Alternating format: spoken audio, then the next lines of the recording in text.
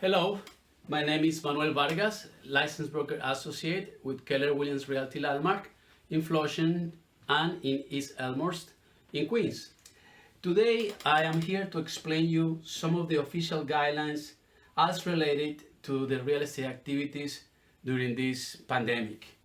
I would also like to explain you some of the things that we can do remotely thanks to technology as brokers to facilitate the social distancing and to minimize the risk of infection.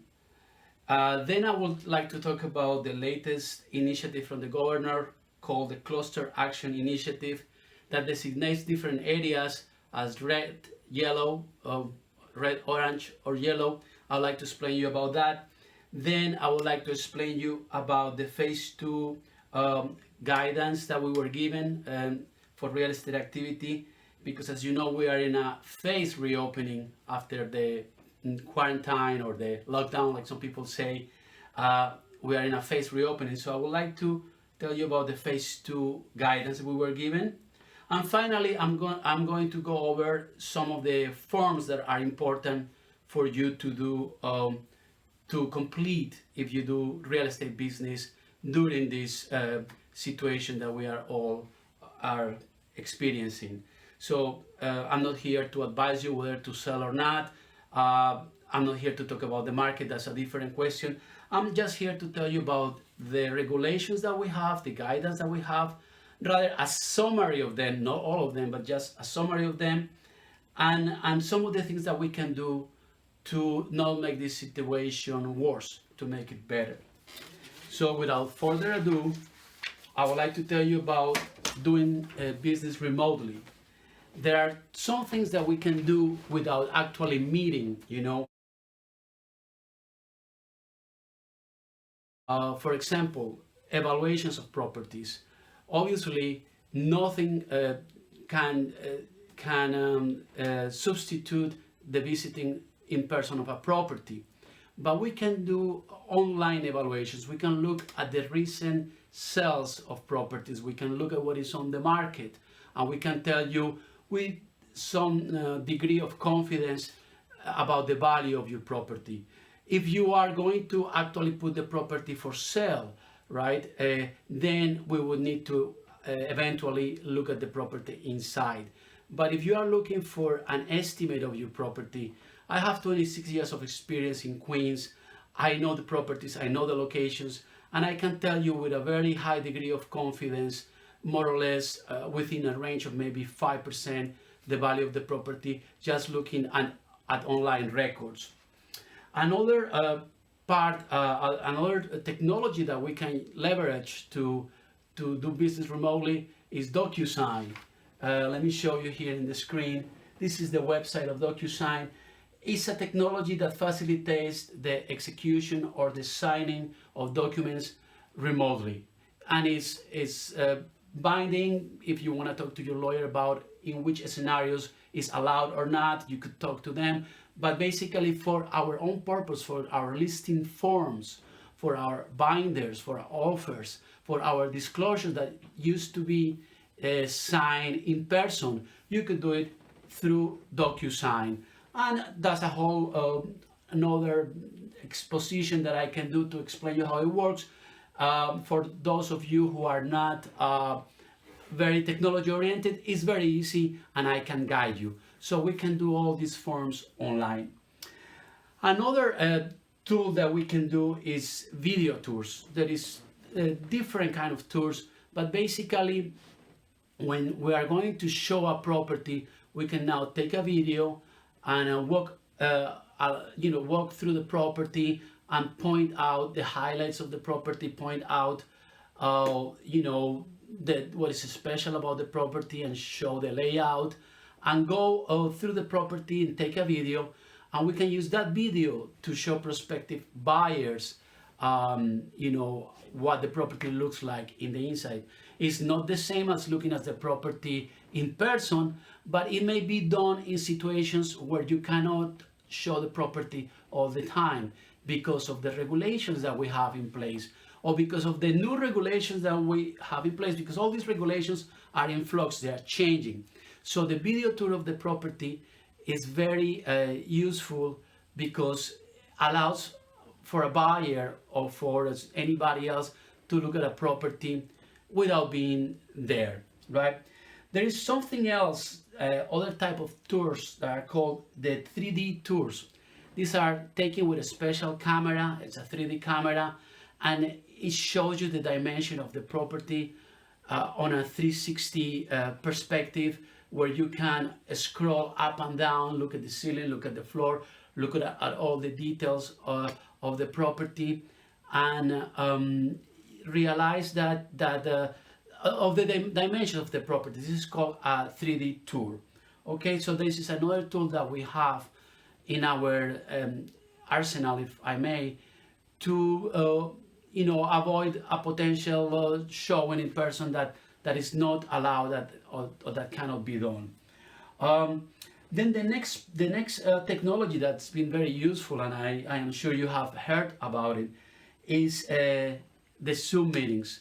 For real estate purposes, the Zoom meetings are ideal to discuss marketing strategy, to discuss an offer, to discuss listing prices, any kind of the discussions that we used to have in person, and now we may not want to do them in a personal meeting, can be done through Zoom, right? This could involve two people, a client and us, the broker, or several people at the same time. We can involve the attorney. The Zoom meetings are very, very useful. Another very good use for the DocuSign is when we are going to execute contracts. You could actually sign a contract through DocuSign. And I talked to several attorneys, and some of them are familiar with the technology. They are starting to use DocuSign for the purpose of signing a contract. Some other attorneys are a little bit more reluctant. So what I would tell you about the legality of using DocuSign for contracts, consult with your own attorney.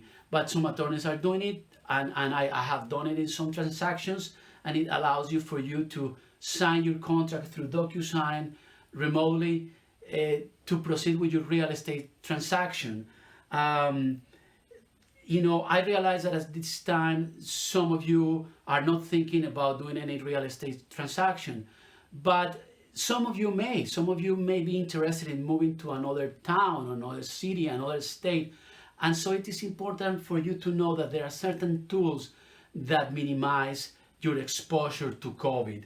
And DocuSign has been very good for us for this purpose.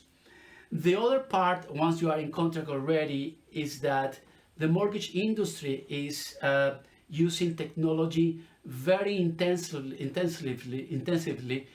to minimize the in-person contact. So borrowers and buyers of homes that are applying for a mortgage, they can do an application online, they can sign the disclosures online, and this was being done already since maybe 2-3 years ago, and more so in other states like Florida. But now with the pandemic and with the restrictions that we have in place, the whole mortgage process, almost in its entirety, can be done online, can be done virtually. So this is another one of the tools that we have.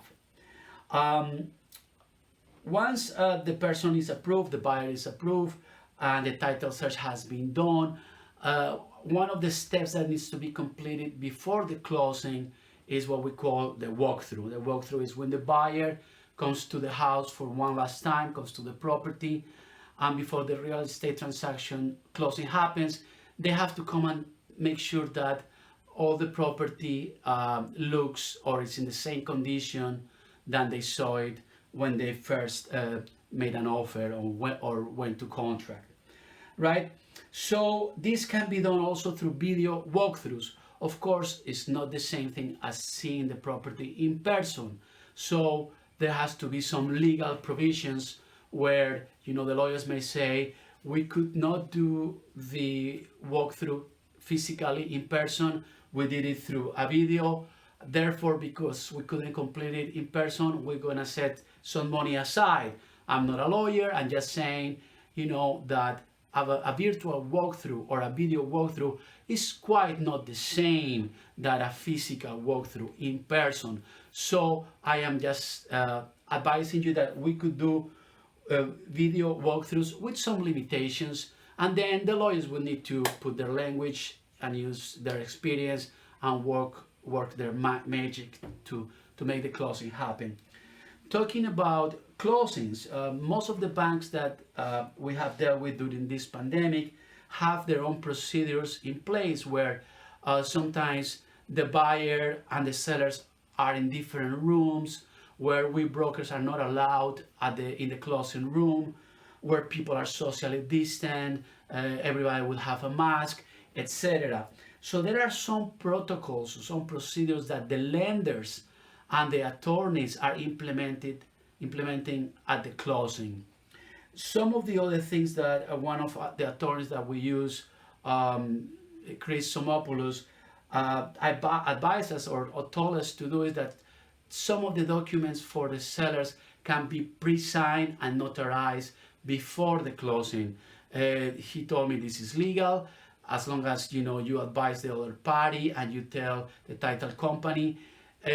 One of the clients can pre-sign the documents, notarize them, and submit it to their attorney, and that would be okay. That would allow for a client not to be physically present at the closing. I did it with one family house that we sold in Fresh Meadows, where one of the sellers was in Florida, and he pre-signed the documents, notarized them, and sent them to his attorney so the closing could proceed without them. Another option is to do a power of attorney.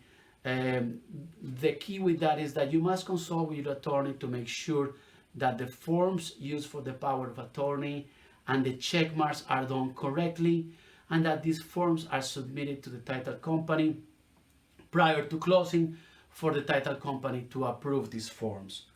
Okay, so like with everything else, everything that is legal, I'm not pretending or trying to give you legal advice. You could talk to your attorney for that, but there is a certain number of marketing and technology tools that we can use to minimize in-person contact.